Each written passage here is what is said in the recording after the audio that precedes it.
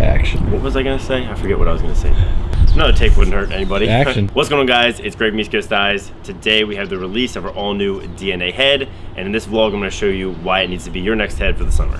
Bam! Second take was way better. Yeah. Thing with the intro goes to it shows the Thor.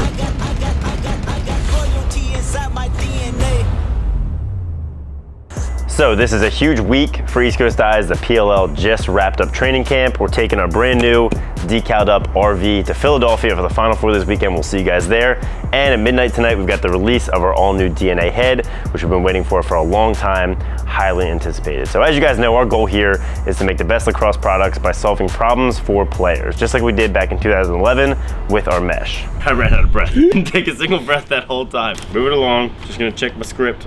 So for the DNA head, we knew the #1 problem that players were having was with their heads warping. I've seen it playing attack, Mike's seen it playing defense. Every head we've seen, as they get hot, they warp over the course of the season, and that's definitely the biggest problem players have with heads.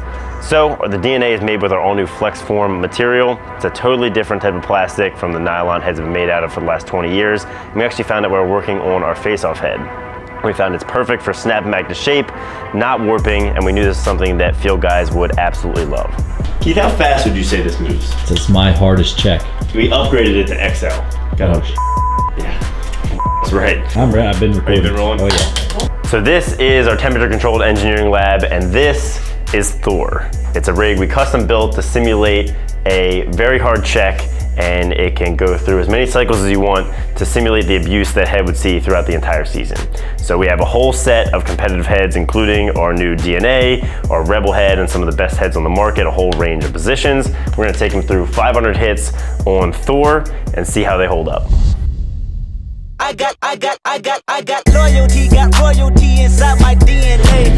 Quarter piece, got war and peace inside my DNA. I got power, poison, pain, and joy inside my DNA. I got hustle, though, ambition, flow. All right, so we ran the Thor 500 reps on the DNA, our Rebel offense, as well as a ton of the best competitive product out there. The bottom line is 500 reps on this thing will absolutely crush a head. So here's what the Rebel offense looks like after 500 reps.